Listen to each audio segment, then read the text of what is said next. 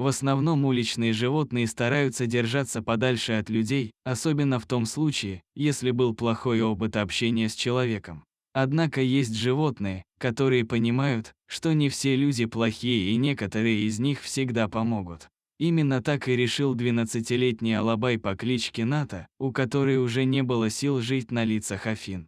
Один раз собака оказалась в офисе какой-то фирмы, где она свалилась от усталости и истощения на пол. Таким образом, Ната проспала целый день. Сотрудники не выгнали ее, а решили дать отдохнуть. Они покормили ее и оставили в покое. Однако подошел к концу рабочий день и нужно было закрывать офис. Сотрудники не могли оставить собаку.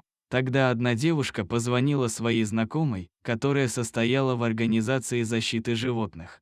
Защитница сразу же приехала за питомцем. После того, как я посадила Нату в свою машину, она вела себя очень спокойно и смирно, словно для нее это было не впервой. Когда мы приехали в ветклинику, она последовала за мной с гордо поднятой головой в приемное отделение. Все время, пока мы ждали своей очередь, голова Наты лежала у меня на руках. Я чувствовала, что она доверяет мне, рассказала защитница.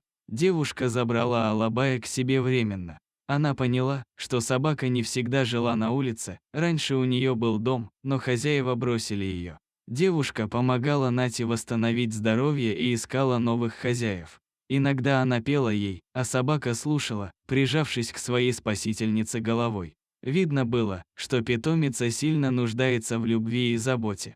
Через несколько месяцев Ната полностью поправилась и набрала нужный вес. Она хорошо отдохнула и набралась сил. Именно тогда и нашлась семья для нее. Одна немка прочитала о Нате историю в соцсети и решила забрать ее себе. Спасительнице собаки было тяжело расставаться с Натой, но ей нужно было помогать другим животным. Таким образом, собака обрела новый дом в Германии. Сейчас Ната живет в тепле и заботе. Несмотря на все выпавшие испытания, собака остается ласковой и преданной человеку. Теперь она сможет дожить оставшиеся ей годы в любви.